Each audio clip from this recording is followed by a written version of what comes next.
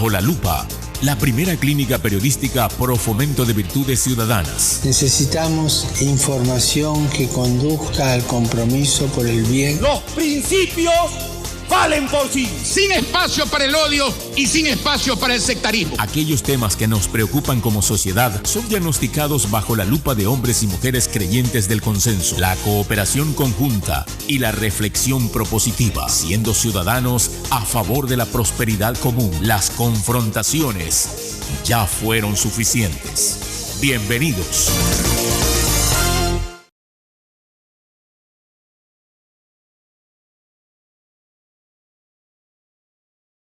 Sentido saludo, querido audiencia de la clínica periodística Ciudadana Bajo la Lupa. Soy Javier Guerrero y hoy una vez más un panel de modo virtual por todo lo que está ocurriendo tanto en el Ecuador como en el mundo. Presente y futuro de la seguridad social.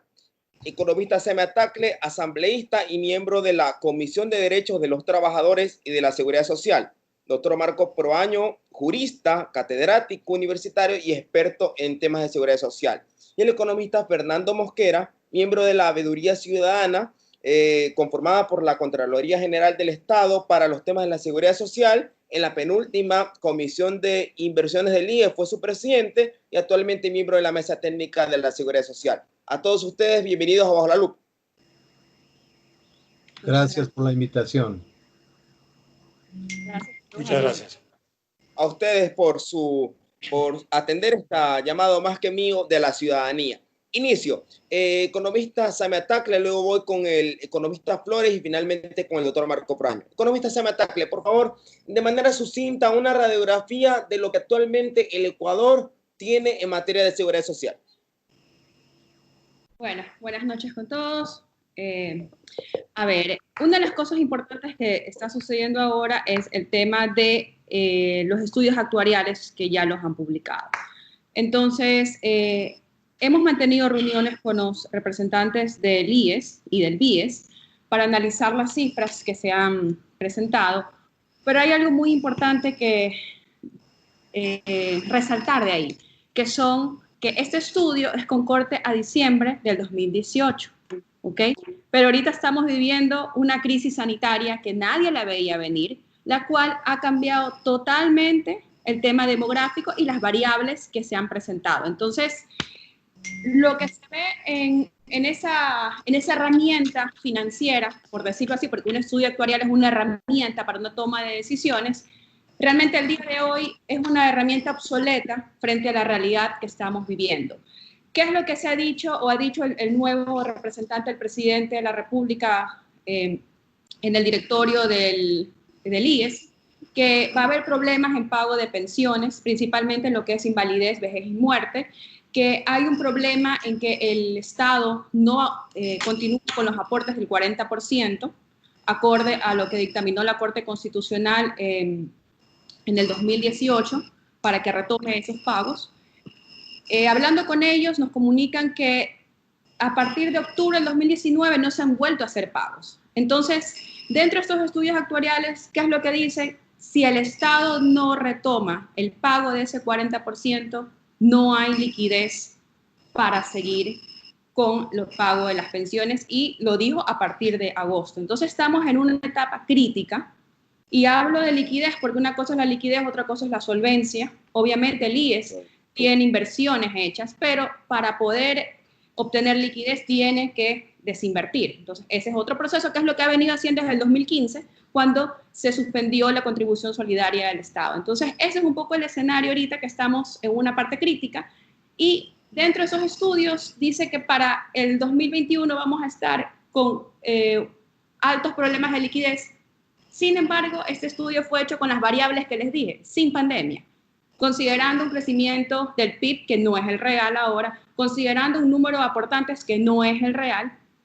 En los últimos 3 meses han habido más de 250,000 desempleados, desafiliaciones, exactamente, y sin considerar que ahora también hay gente que sigue afiliada, pero se le ha hecho una reducción de la jornada laboral, lo que se traduce en una reducción de las aportaciones del IES a partir de la publicación de la ley humanitaria, que fue ahorita el 22 de junio, y el día de ayer ya el directorio del IES aprobó un reglamento para la aplicación. Entonces, ahí estamos frente a un escenario muy crítico en temas de liquidez.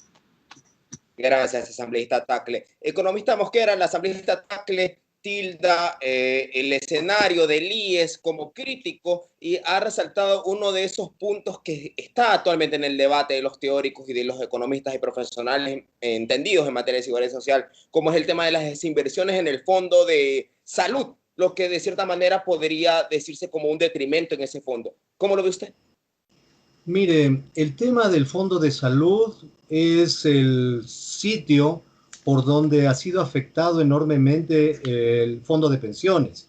La economista ha dicho dos cosas que son importantes. Los estudios actuariales, según la ley de 1942, tienen que hacerse cada 3 años. Eso es un tiempo muy largo para saber en un momento tan difícil que vivimos. Los estudios actuariales actualmente deberían hacerse con todas las herramientas tecnológicas cada año para ver la evolución de los fondos. El portafolio de inversiones del BIES actualmente es alrededor de 20.400 millones de dólares, es lo que tiene el BIES a nombre del IES en el mercado en general. La liquidez apenas son 485 millones, que es el 2,37% de todo su portafolio. Más de 7.000 millones de dólares están en préstamos hipotecarios que son a largo plazo, y en bonos del Estado están 8.000 millones de dólares, que sumando los dos casi son el 80%. Por lo tanto, al corto plazo hay muy poco dinero. El problema es que el Estado, el gobierno, no ha tomado las verdaderas acciones que permitan una transformación de un modelo de reparto que ya no da más, un modelo que está obsoleto.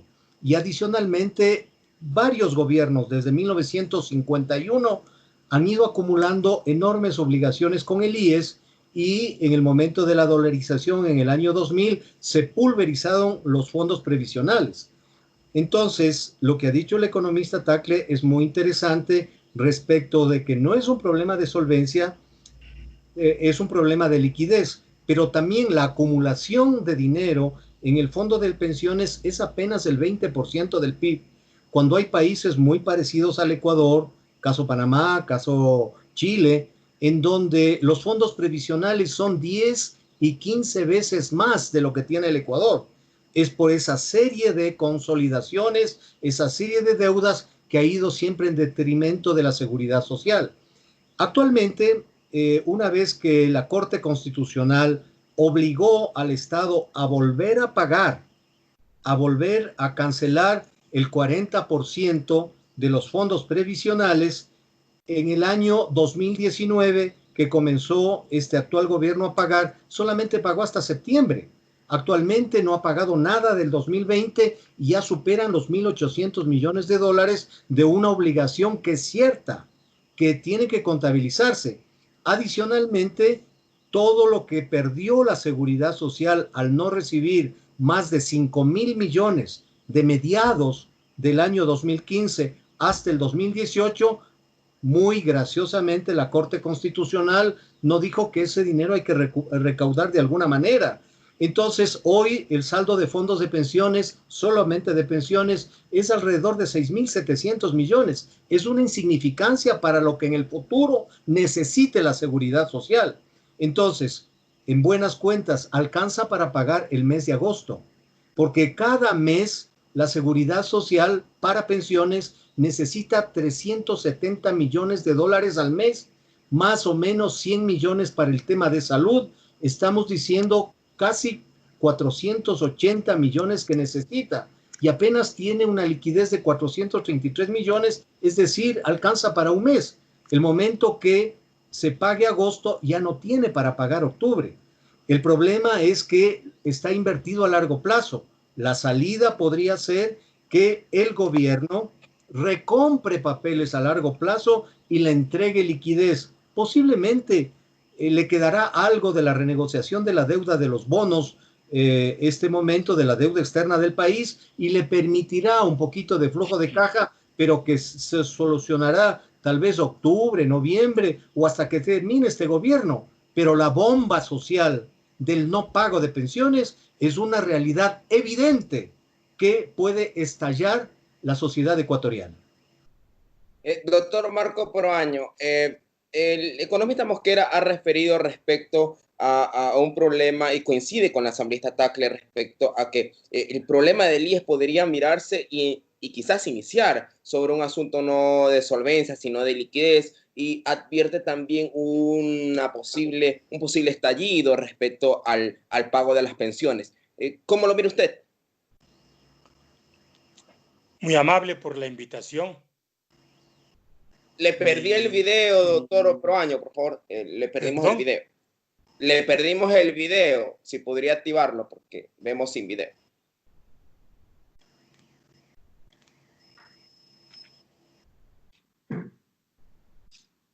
¿Ahí? Ahí, perfecto. Gracias. Gracias. Bueno, adelante. Mi respetuoso saludo a las personalidades que integran este foro. Mire, el sistema que aplica el Ecuador es el sistema de reparto. ¿Qué es el sistema de reparto?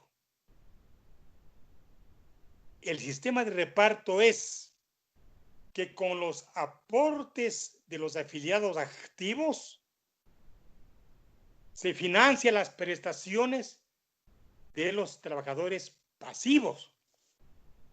No hay titular, no hay patrimonio, no es un fondo de ahorro, es un fondo de financiamiento. Entonces, el sistema de reparto intergeneracional tiene que ver con el crecimiento progresivo de los afiliados activos. ¿Por qué? Porque el sistema de reparto se aplica en las sociedades de menores ingresos. En las sociedades de mayores ingresos, de empleos calificados, de ingresos definidos, se emplea el sistema de la capitalización individual. Entonces, el sistema de reparto es el que orienta a la seguridad social en el país. Mire, yo creo que para que no haya debate, para que no haya interpretaciones subjetivas, yo creo que debemos referirnos al informe de la Superintendencia de Bancos, que lo acaba de hacer hace 6 días. En ese informe se dice que en el año 2020, es decir, en este año, el Fondo de Invalidez, Vejez y Muerte va a tener como ingresos 3.012 millones de dólares.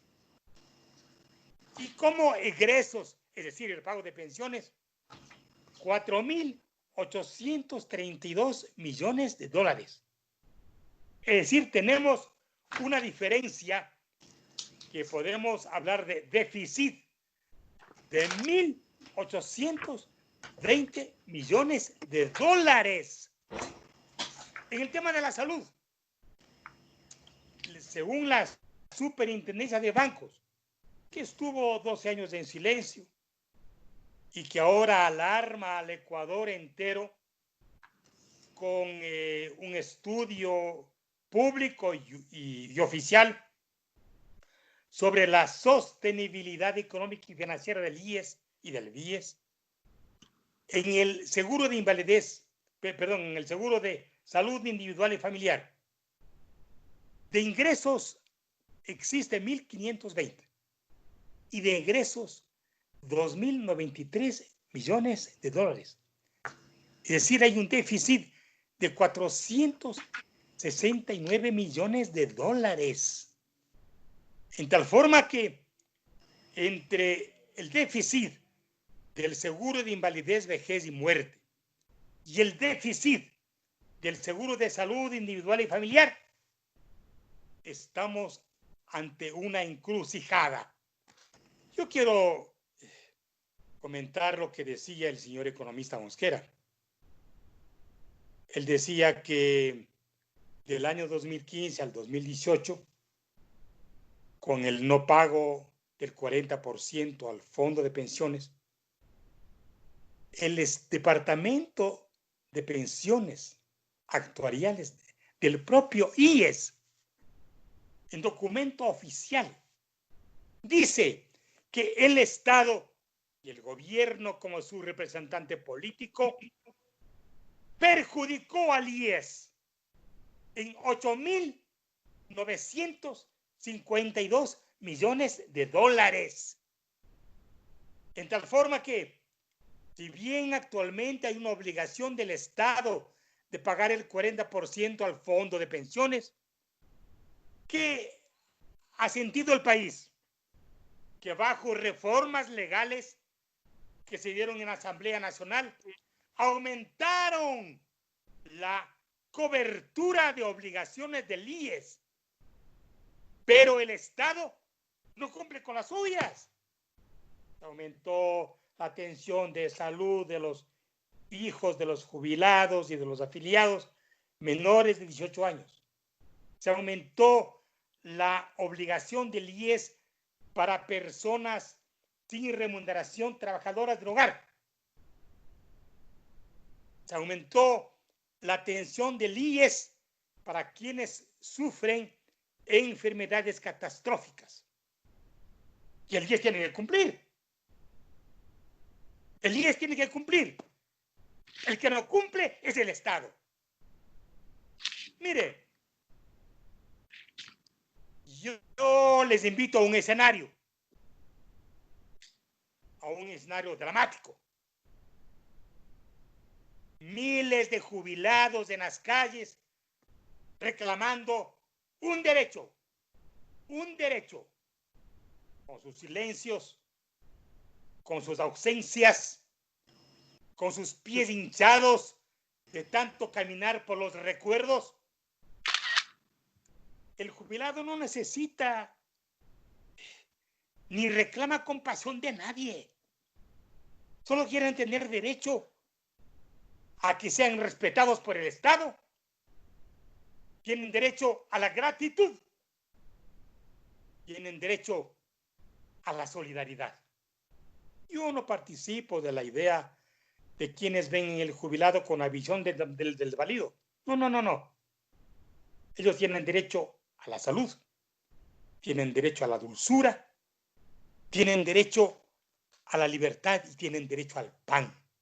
Gracias, doctor Marco Proaño. Paso con la asambleísta Samia Tagle. El doctor Marco Proaño ha citado ciertamente todas las prestaciones que en el deber ser deberían no solamente estar enfocadas a los afiliados, sino también a los jubilados. Pero ¿cómo desde el Poder Legislativo, y antes de invitarlos a todos tres a irnos hacia el Fondo de Salud, cómo desde el aparato legislativo se puede observar que si ha existido algún avance, o por qué no, retroceso en el aparato de la seguridad social, primero con un cambio de autoridades muy reciente y lo otro con un marco normativo que de alguna manera es solidario con la situación en medio de la pandemia, pero por otro lado también puede de alguna manera desajustar los cálculos que se venían proyectando sin pandemia. Todo esto en el marco de un informe de la Superintendencia de Bancos que, como lo ha citado el doctor Marco Proaño, puede ser lo más objetivo posible.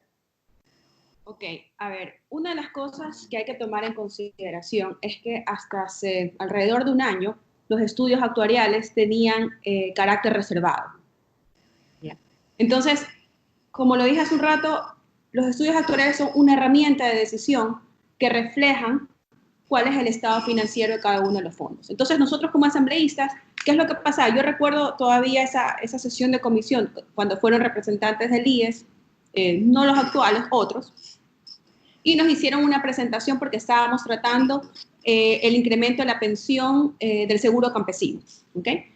Entonces, ellos nos hacen una presentación y nos hacen una presentación a 14 años y nos dicen, bueno, eso, es sostenible en el tiempo, aquí están las cifras, entonces ustedes tienen que aprobar. Les pedimos, ok, denos los estudios actuariales para verlo, porque estas proyecciones no se hacen a 14 años, se hacen a 40, acorde a la normativa internacional. Entonces, cuando se los dije, se quedaron así como que parece que nadie se los había primero pedido antes, y tal vez las otras personas desconocían cómo se realizan los estudios actuariales y las proyecciones que deberían hacerse. Entonces, ellos nos quisieron ver, discúlpenme, la cara de tontos, proyectándonos cifras de 14 años. Obviamente, en el año 14 todo estaba sostenible, pero cuando después de que levantaron el sigilio del estudios actuariales, pudimos ver las cifras reales de ese fondo, al año 20 quebraba. Entonces, ¿cuándo se tomó después la decisión? Porque se aprobó el incremento de la pensión jubilar para el seguro campesino, cuando pudimos ver las cifras y cuando el Estado retomó el aporte del 40%, porque ya con ese aporte ya se volvía sostenible en más de 40 años. Entonces, este tema puntual lo digo porque nosotros también estamos a ciegas de qué es lo que está pasando si no vemos cifras. Recién ahora, esta nueva administración nos presentó las cifras, nos presentó exactamente el lunes en una reunión privada, el resumen de los estudios actuariales, las proyecciones, y nos expusieron todo. Entonces, recién nosotros podemos ver, y como dentro de ese estudio hay varias recomendaciones, y dentro de esas recomendaciones, ¿qué fue lo que yo les pedí? Les dije, ustedes tienen el impacto de cada una de las recomendaciones, porque una cosa es recomendar, está bien, de qué es lo que se puede hacer para garantizar de que esa curva se extienda, porque cada vez que se toma una medida, esas curvas se van ampliando, pero también nosotros tenemos que conocer qué de esas medidas impacta más para poder sugerir una decisión, una recomendación a través del legislativo, una reforma al tema de la ley, pero si no tenemos cifras no podemos hacerlo, y ahí fue que donde también nosotros solicitamos la actualización de esas cifras. Dijeron que dentro del departamento interno de ellos iban a hacer esta actualización con corte de cada 3 meses, incluyendo las nuevas cifras que son reflejo de la crisis sanitaria. Entonces, estamos esperando eso, porque, como les dije al inicio, esto es a corte del diciembre de 2018, que otro escenario totalmente diferente, y ahorita cambió. La realidad que no solo vive el Ecuador, el mundo entero cambió. Entonces, es importante. Y sí, definitivamente hay que hacer correctivos, definitivamente hay que considerar las recomendaciones que se han hecho, pero teniendo cifras de impacto, porque así de recomendar, por ejemplo, hay legisladores que dicen, no, simplemente limitémonos a exigir el 40% al Estado y punto, ahí garantizamos liquidez al menos hasta el 2023. Digo, no es así, porque nosotros tenemos que tomar decisiones a corto, mediano y largo plazo. No es que salimos de aquí y ya en 8 meses, 9 meses más se acaba el periodo legislativo y dejamos eso votado. Tenemos que ser responsables, y al menos la ciudadanía nos ha puesto ahí para pensar y para ver escenarios. Y dentro de las cosas que se conversaron es que ellos han tenido reuniones con el ministro de Finanzas, varias reuniones, si no me equivoco, más de 20 y más de 30 oficios, y no llegan a un acuerdo de pago. Entonces, sí, es verdad, el Estado tiene que pagar, pero sí, hay que ver otros escenarios. No podemos cerrarnos y decir, no, esta es la única solución. Tenemos que ver varias alternativas, porque si no, aquí va a ser una bomba social, como lo dijo el economista Mosquera. O sea, hay que pensar en la ciudadanía. No solo, o sea, el Estado sabemos que nos está fallando, también tenemos que ser conscientes que hay una crisis total económica dentro del gobierno. Entonces, por más que tengamos el derecho, por más que lo exijamos, si no hay el dinero, hay que pensar en correctivos. Y estamos claros en eso, pero tenemos que tomar decisiones basadas en información. No podemos sugerir por sugerir si no tenemos una información concreta de los impactos que se vayan a generar.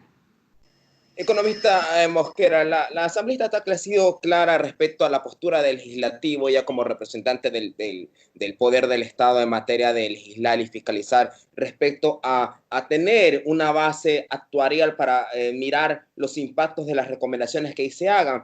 ¿Cómo desde su óptica podría incluso también mirarse si en su momento las decisiones que se tomaron en materia de seguridad social de cierta manera fueron basadas en estudios actuariales, pasando por un momento de ampliar la cobertura del seguro de salud para los hijos de los afiliados. En su momento era a 6 años, se amplía hasta 18 años. El debate dentro de que también se considera que estas personas beneficiarias coticen y en números redondos haber pasado de 3 millones de afiliados a 9 millones de beneficiarios. ¿Cómo mira usted?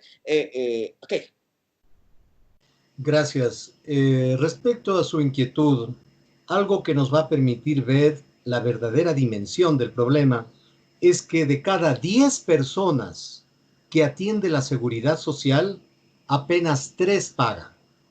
Eso entonces no tiene una base económica adecuada para un sostenimiento a largo plazo.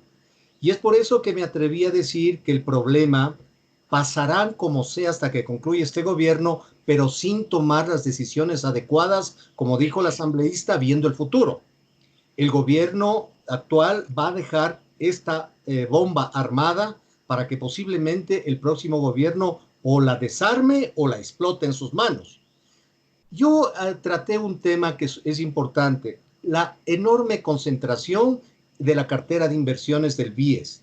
De los 20.400 millones de dólares del portafolio, el 80% son bonos del Estado a largo plazo, algunos de ellos con decretos reservados y no negociables. Así hizo los anteriores ministros de Finanzas de entregarle al BIES sin ni siquiera que decida la Comisión de Inversiones del BIES.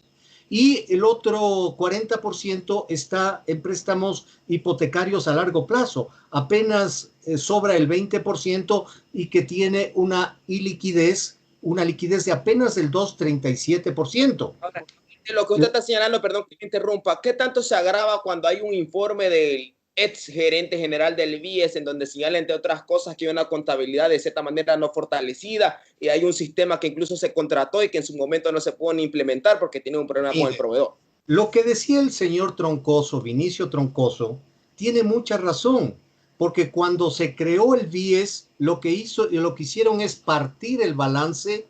El activo se fue al banco con las inversiones privativas y no privativas, y el pasivo se quedó en el IES. Eso fue totalmente antitécnico. No había un core bancario. Yo le doy toda la razón a esa denuncia que hizo el exgerente. Pero el problema es que, aparte de la concentración de inversiones, y como usted acaba de decir, no tener un sistema bancario adecuado, ha generado a donde estamos, porque está administrando el IES el mayor deudor de la seguridad social, que es el Estado. En el consejo directivo del IES hay solo 2 representantes, el del presidente y el de los empleadores. La Corte Constitucional le impuso a la Asamblea que reforme el artículo 28 de la Ley de Seguridad Social y permita la elección del representante de los trabajadores. Entonces el mayor deudor es el que toma las decisiones. También la Contraloría le ordenó al IES y al Ministerio de Finanzas, con el arbitraje de la Procuraduría, de hacer una comisión interinstitucional para ver cómo se va a solucionar el problema de la deuda de salud. Hasta el 2017, cuando dijo el señor Richard Espinosa que no había deuda, ya eran casi 2.600 millones. Cuando estuvo ya el señor Moreno, ya llegó a 3.200 millones y dejaron de contabilizar más de 2.000 millones de las atenciones, como dijo el doctor Proaño, a jubilados, catastróficas y a menores de 18 años. Hay más de 6.000 millones en la deuda de salud hacia la seguridad social y no se forma esa comisión para determinar y ver cómo le va a pagar. Entonces, lo que dijo hace un momento la asambleísta me pareció muy importante. Las cifras de los estudios actuariales van a cambiar. Si no hubiera habido pandemia, la expectativa de vida de los hombres, en el caso ecuatoriano, está en 74,5 años y de las mujeres en 80,1 años. Esto posiblemente se va a modificar por el tema de lo que estamos pasando. Pero mire, señor periodista y distinguidos compañeros del panel, el número de pensionistas sube en el 7,5% cada año, que es mucho mayor al crecimiento del PIB. El pago de pensiones en el 2012 fue 1.622 millones de dólares. Las pensiones en este año superarán los 4.470 millones de dólares. Y como dijo el doctor Proaño, tenemos un sistema de reparto que los que están activos pagan, pero el 40% debe poner el Estado. Y el Estado no ha puesto desde septiembre del año pasado, superando ya la nueva deuda de 1.800 millones de dólares. La tasa de crecimiento de las pensiones son el 13,5%. Sin pandemia, se estimaba que iba a recibir el IES 2.963 millones, pero hasta final de año, actualmente son más de 250.000 ecuatorianos que ya no aportan al IES porque se han quedado sin trabajo, y a final de año posiblemente lleguen a 500.000. Entonces, la situación es extremadamente delicada y la asamblea, la comisión de los trabajadores, el consejo directivo y el presidente tienen que poner la mano en el pecho, que la situación es dramática, que en pocos meses nos podemos quedar sin dinero para pagar pensiones si es que el Estado no le recompra bonos a largo plazo y le da liquidez para seguir pagando. Pero ni eso es la solución, porque adicionalmente el hecho de aumentar la edad, de poner mayor aporte, tampoco es la solución. Hay que cambiar todo en la organización del sistema de seguridad social, en donde siempre nos hemos equivocado en confundir el principio constitucional, que es la seguridad social, frente a los actores que son IES, ISFA y SPOL. El sistema de seguridad social está muy complicado. El ISFA, el Estado le debe más de 500 millones de dólares y recibe con mucho retraso gente que ya salió del ejército, que se jugó la vida en las dos guerras con el Perú y que ahora no están recibiendo pensiones. Una cosa similar es el ISFA, el ISPOL, y otra cosa el servicio de cesantía de la policía. El Congreso debe hacerse asesorar con gente que sepa para poder hacer una presentación global. Esta que le estoy utilizando, acabo de hacerle al directorio del Colegio de Economistas de Pichincha, a todo el directorio del Colegio de Economistas, y yo, por medio del asambleísta, si es que necesita que yo haga una presentación a todos los diputados de la información que ha producido la Mesa de Seguridad Social, para mí será un honor y poder hablar de estos temas que necesitamos una solución urgente, porque si no, el país se va por el garete. Doctor Marco Proaño, según lo que señala el economista Mosquera y a decir también de la asambleísta Tagle, todo el mundo como que parece que comprende la situación. No sé desde su óptica si el Estado no la comprende. Hay insumos, hay posturas académicas, hay recomendaciones. Parecería que los estudios actuales no acompañan esas recomendaciones.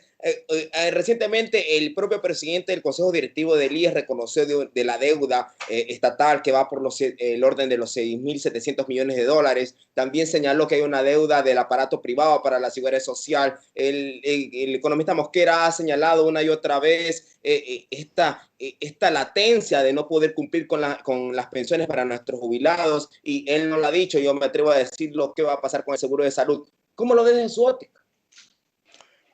Mire, el gobierno no entiende o no sabe que la mejor forma de humanizarle a un gobierno es con la seguridad social, porque protege al ser humano de las contingencias, de los riesgos propios de la condición humana, que no van a ser resueltos por la caridad pública ni por canastas. No. Tienen que ser resueltos por acciones públicas, institucionales, como la del IES, protegidas por leyes y por la eficiencia de las instituciones.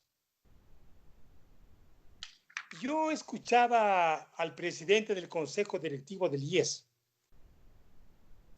decir que estaba exhortando al ministro de Finanzas a un convenio para que el Estado pague la deuda con el IES. No, señor, no. Un presidente de un consejo directivo con personalidad, con talento, tiene que exigirle al gobierno que pague. Tiene que exigirle al gobierno que pague, porque es su obligación. Y mire, una de las perspectivas es aumentar la edad. Y eso ya está en la ley. Si usted revisa el artículo 186 de la Ley de Seguridad Social, en el último inciso, y esta ley está vigente desde el año 2001, dice que cada 5 años se ampliará 1 año más para quienes tengan el derecho a acceder a la jubilación. Ningún gobierno, ningún consejo directivo aplicó esta ley. Está vigente. Claro que un gobierno tiene que ser gobernado por las leyes. Un gobierno responsable no puede hacer que la autoridad de una institución como el IES pida permiso al poder para poder aplicar las leyes. Y peor, para someterse a los designios implícitos y ocultos del poder. La seguridad social, con una curva decreciente de afiliados activos, con un ritmo ascendente de jubilados que viven cada vez más, y con un Estado que no paga con sus obligaciones, entonces el seguro social está en crisis, está en una encrucijada. Mire, yo esta tarde he hablado una conferencia con un país hermano y yo he dicho que un problema que tiene que afrontar el Ecuador y todo el mundo es el problema del envejecimiento de la población. Hay un ritmo creciente de personas que se jubilan más y viven más.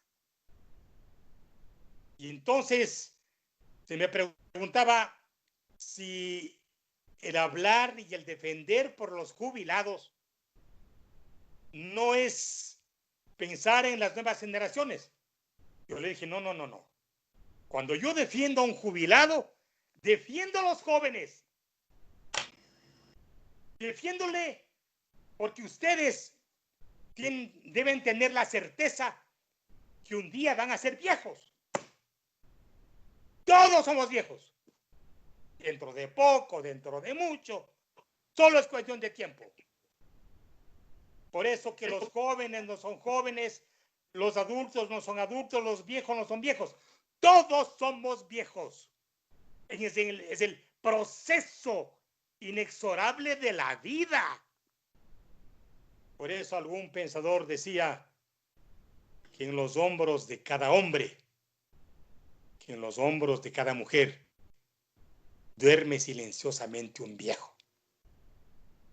Y los viejos tienen derecho a vivir con dignidad. Esta tarde me hizo una importante entrevista para el diario El Universo una periodista.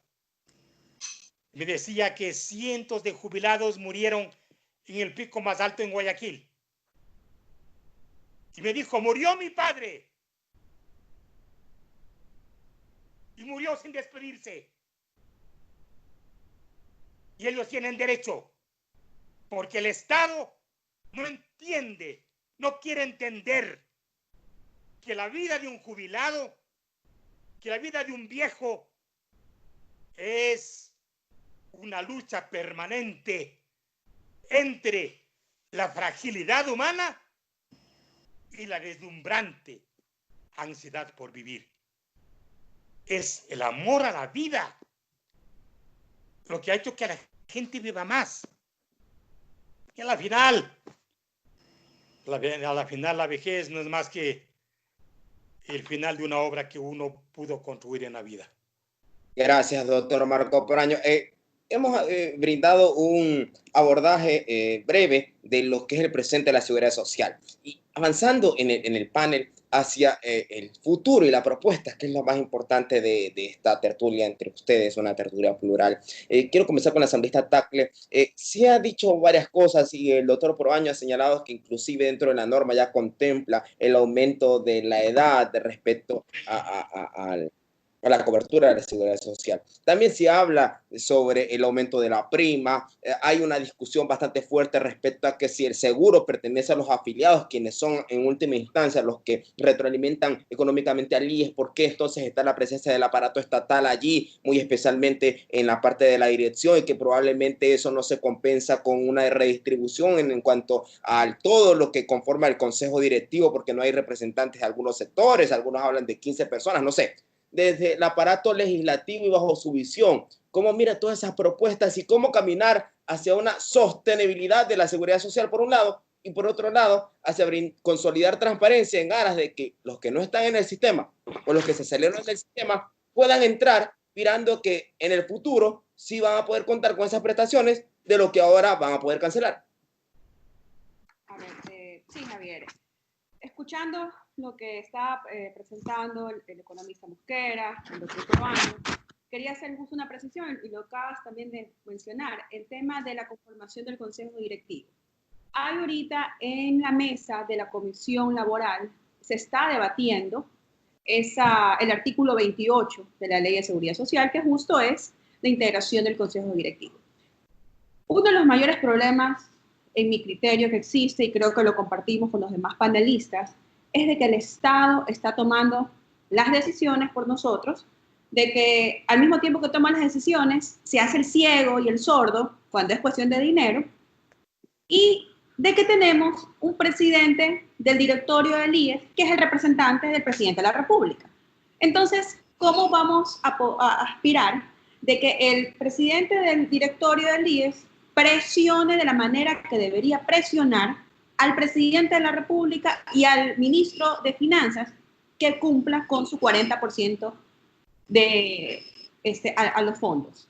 Porque es su responsabilidad solidaria desde la Constitución. Entonces, para mí ahí parte el problema, porque el IES es de los afiliados y tenemos a alguien que es nuestro vocero, en este caso el presidente del directorio, que no nos representa a nosotros, sino al presidente.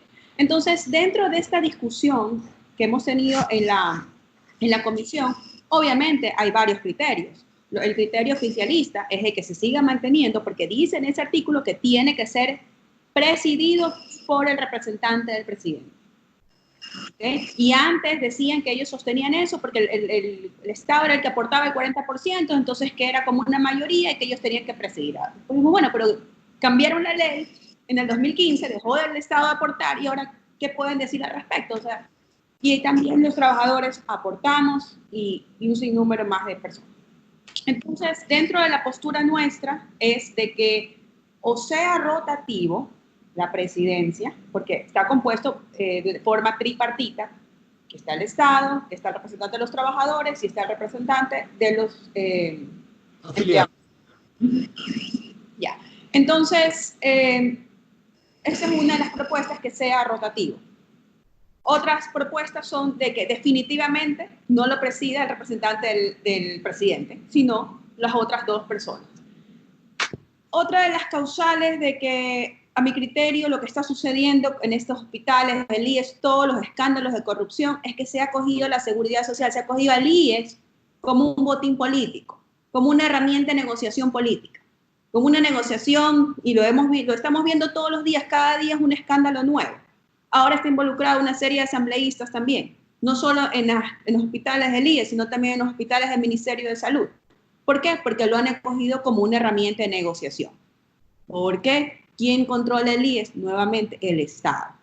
Al momento que el IES sea controlado por los trabajadores, especialmente, estoy segura que va a haber un cambio, porque ese es nuestro dinero y vamos a velar para que se administre de la mejor forma. Entonces, volviendo al tema, estamos ahorita redactando el segundo informe para el debate de ese artículo. Entonces, espero que en un mes esté listo, acorde a la información que nos dan en la comisión, para seguir debatiendo esto y poder hacer las modificaciones que nos ha pedido la Corte Constitucional respecto al artículo 28. De ahí, ¿qué otra precisión más sobre los... También hablaba el economista Mosquera sobre las inversiones que se han hecho en papeles del Estado, en bonos, las inversiones que ha hecho el BIES, y que esa es una de las mayores causas de la falta de liquidez que tenemos el día de hoy, porque toda esa liquidez se la ha llevado el Estado.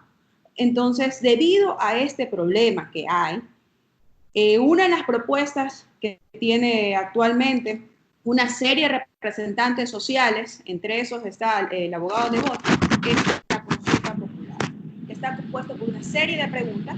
Entre esas hay una quinta pregunta que se busca que se blinde, que ni el IES, ni el ISCO, ni el INSPA puedan invertir sus dineros en ningún tipo de papel del Estado.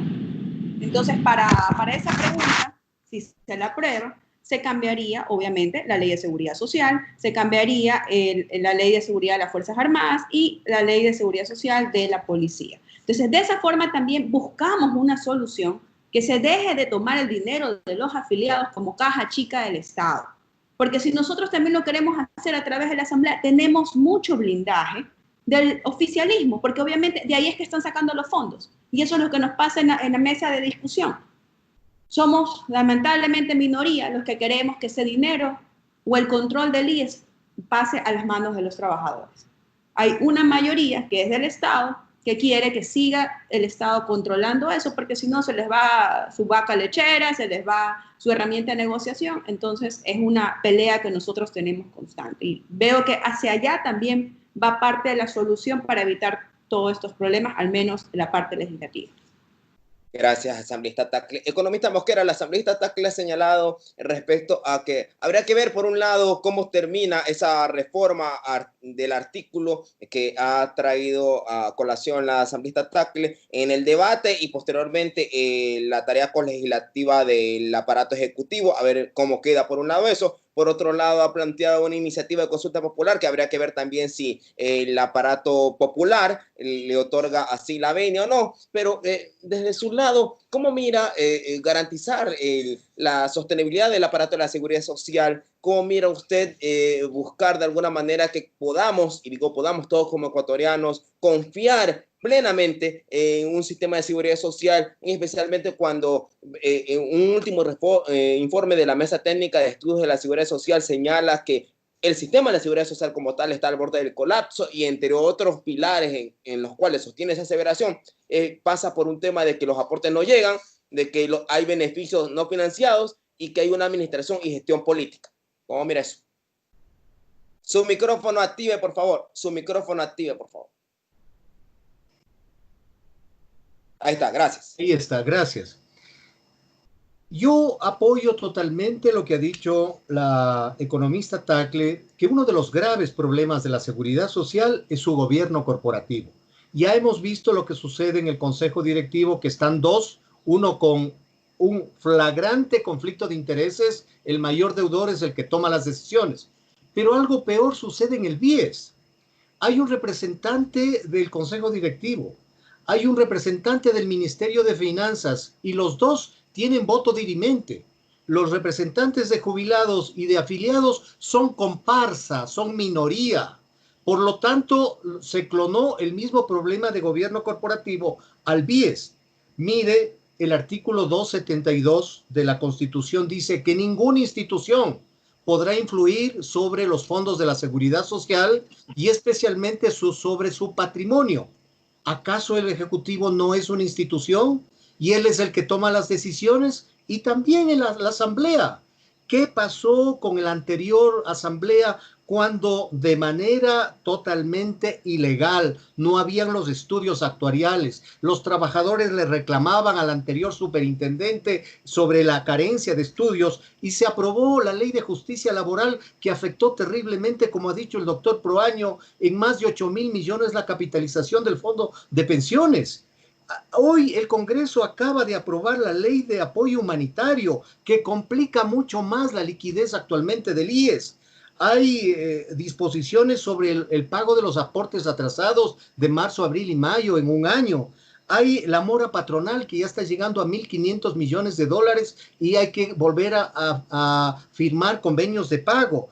Hay el seguro de desempleo que ahora ya no hay que esperar 60 días, sino 10 días para poderle entregar. Eso le sigue restando. Adicionalmente, el gasto de salud se amplió con la ley humanitaria 120 días más a quien se queda sin empleo para que le atienda el IES. Por eso es que los gastos en salud se han multiplicado enormemente y eso acaba de recoger en algunas cosas hasta de manera inconveniente esta resolución 604 del Consejo Directivo, en donde está poniendo cosas que no dice la ley humanitaria. No se diga la ley orgánica de ordenamiento de las finanzas públicas, que se afecta enormemente la autonomía del IES. Prácticamente un coadministrador va a ser el ministro de Finanzas y eso no puede ser. Yo he visto, a propósito, las preguntas que plantea el abogado Nebot. Van en buena dirección, pero son totalmente insuficientes. Hay cosas mucho más trascendentes que tiene que preguntarse a la sociedad, porque esto no va más. La seguridad social, como ha dicho el doctor Proaño, si es que fracasa el seguro social, fracasa el convenio intergeneracional de los que están activos frente a los que están pasivos, el estado de bienestar, es decir, aquella aportación de los que están trabajando a los que ya aportaron toda su vida y este momento les quieren quitar su dinero. Señor periodista y distinguidos compañeros del panel, el 95% de las pensiones del IES son menos de $500 y entre las soluciones se quiere todavía reducir las pensiones, ampliar los años de aportación y ampliar la edad. Posiblemente la edad, como ha dicho el doctor Proaño, por los estudios haya que ampliar, correcto, pero no se pueden bajar pensiones. Hay que financiar el 13º y 14º sueldo de los jubilados. Hay muchas cosas de hacer, pero a este gobierno le presentó en el mes de febrero, marzo, una carta el ministro de Finanzas al anterior gerente y anterior directorio del BIES, pidiéndole más plazo, exactamente como que fuera la deuda externa, cuando el IES este rato clama por liquidez para poder pagar pensiones. Y estoy demostrando que la Asamblea también es otra institución que está afectando a los fondos previsionales y al patrimonio del IES. Y eso no podemos aceptar, porque ese dinero es de trabajadores y de jubilados, no es del Estado y ninguna institución, como dice el artículo 272, que se podía plantear la inconstitucionalidad de las dos leyes que acaba de aprobar este momento la Asamblea Nacional. Doctor Marco Proaño, han planteado un asunto sin duda alguna financiero, contable, también de modelo de gestión, unas buenas prácticas de gobierno corporativo. El anterior presidente del Consejo Directivo, representante del presidente Moreno ante el IES, el señor Paul Granda, señalaba que ellos querían ir hacia un camino de tomar medidas estructurales para problemas estructurales. Creo que quedó debiendo, no sé bajo su óptica cómo quedó ese tema, pero le quiero preguntar, ¿pasa todo lo que está ocurriendo por un asunto de un modelo de gestión, a más de que el Estado cumpla con la obligación económica a la seguridad social y además también de un cambio cultural inclusive en los afiliados y en los jubilados, muy especialmente cuando también se habla de un sistema de seguridad social que trabaja todavía desde lo correctivo y no desde la salud preventiva, doctor Proaño? Cuando usted se refiere a la salud preventiva, está en lo correcto, porque la prevención es más importante que la política curativa. Hay que cambiar de modelo respecto al seguro de salud individual y familiar. La salud no está en los hospitales. La salud está en la medicina preventiva. Y muchas veces el enfermo sufre la enfermedad, pero la familia padece la enfermedad. En tal forma que si usted le da mayor a la prevención que a la curación, está en el camino correcto. Respecto al seguro de invalidez, vejez y muerte, si usted me permiten los distinguidos panelistas, Con todo gusto. Con todo gusto. Tenemos un modelo de lógica matemática. De cada $100, $60 va construyendo los aportes del activo para que cuando sea pasivo, su aporte se convierta en prestación. Y 40%, $40, aporta el Estado. Si el Estado no aportó desde el mes de octubre del año pasado, está acumulándose una deuda. Está descapitalizándose el fondo de pensiones. ¿Por qué? Porque el IES, cuando el Estado no cumple, tiene que asumir el 100% de su obligación y pagar las pensiones de jubilación. ¿Qué es lo que hace el IES? El IES hace un préstamo de reinversión con el BIES. Toma los ahorros del BIES para pagar pensiones de jubilación y esos ahorros le pertenecen a las nuevas generaciones. Porque ustedes aportan mes a mes durante más de 30 años para tener como respuesta la certeza, para tener como respuesta que cuando sean pasivos tengan derecho a una digna prestación de jubilación. En tal forma que cuando se informa públicamente que ha habido casi 300,000 personas que han dejado de ser aportantes al IES, no es que no dejan de ser aportantes.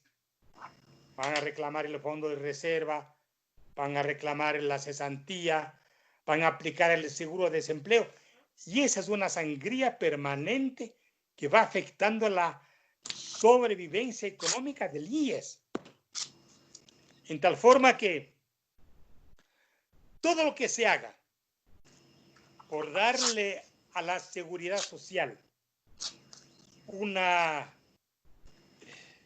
condición de políticamente aceptable, económicamente viable, socialmente solidaria, va a permitir tener una sociedad democrática. Mire, de los 8 millones personas que están en el rango de economía activa, solo 3 millones son afiliados del IES. Y hay 500,000 jubilados entre el IES, el ISVA y la ISPOL. En tal forma que solamente el 11% de personas en el Ecuador tienen un seguro privado. Y entonces todo el mundo confía en que tiene derecho a la prestación de salud. En los 2 últimos años, según informes oficiales, han aumentado en 2.800.000 las consultas médicas de hijos de los afiliados.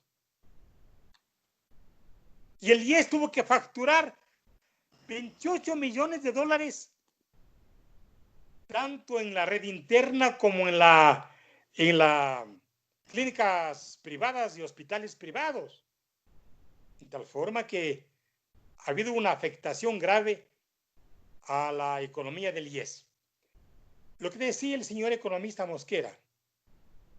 Mire, yo en los 3 primeros meses, en los 100 primeros días de este gobierno, como ciudadano, como académico, yo fui a la presidencia de la República y entregué 2 proyectos de ley. El uno que se refería a las leyes de la Ley de Seguridad Social, muchas reformas. Y el otro proyecto, con exposición de motivos, con considerandos, era la ley original del BIES. Porque el BIES cuando se constituye en la misma forma que el IES, en forma tripartita, del Ejecutivo, de los empleadores y de los trabajadores. Pero la Asamblea, con una reforma, aumentó un vocal. El ministro de Finanzas o su delegado. ¿Para qué? Para que el BIES esté al servicio del gobierno, con su voto dirimente.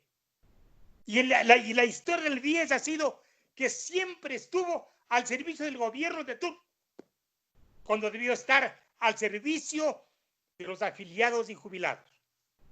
Gracias. Yo quiero agradecerle porque ya es una hora y decirle que yo voy a seguir luchando, igual que el economista Mosquera y la señora asambleísta. Vamos a seguir luchando porque es una causa por la vida. Es una causa por la dignidad del ser humano. Y a mí me faltarán los años de mi vida para luchar por esta causa, que para mí es un ideal. Y los ideales siempre serán más importantes que mi vida. Gracias, doctor Marco Proaño, jurista, catedrático universitario y experto en temas de seguridad social. Culmino solamente con breves palabras de la asambleísta Tacle y del economista Fernando Mosquera. Asambleísta Tacle. Sí, a ver, solo también una reflexión sobre lo que comentaba la economista Mosquera, sobre las leyes que se han aprobado en la Asamblea y cómo esto ha afectado también la liquidez del IES. Es verdad, se aprobó una ley humanitaria, se aprobó una ley de finanzas públicas. Nosotros como bloque social cristiano nos opusimos a ambas leyes, pueden ver las votaciones. Entonces, nosotros siempre estamos en contra de lo que afecte a los trabajadores y lo hemos demostrado dentro del legislativo, lo hemos demostrado en las luchas en la calle y seguiremos luchando para lo que consideramos injusto. Lamentablemente ahorita, como les decía, el gobierno es mayoría y por más que levantemos la voz, por más que votemos, nosotros seguimos siendo una minoría frente a lo que está pasando y siguen afectando a la gente, siguen afectando su bolsillo, siguen afectando principalmente a los jubilados, a los más vulnerables, a las personas, como dice el doctor Proaño, que nosotros les merecemos todo el respeto del mundo porque lo que tenemos ahora es gracias al trabajo de todos ellos. Y esa ha sido también nuestra constante lucha. Esperemos que las nuevas personas que vengan a conformar la futura asamblea sean personas que realmente valoren estos temas sociales, que reflexionen al respecto de esto y tomen acciones correctivas frente a cómo una institución ha ido fallando a los trabajadores, cómo ha ido fallando a las personas jubiladas. Gracias, legisladora Tacle. Economista Mosquera. Gracias. Yo tomo como el que más las palabras de la economista Tacle, pero hay que pensar qué hacer para el futuro para sostener la seguridad social. Creo que la Comisión de los Trabajadores urgentemente tiene que citar a la superintendente de bancos y al señor Contralor, que formó una veeduría, que estuvimos con el doctor Proaño Maya, de 45 exámenes, pero solo nos enteramos de la mitad.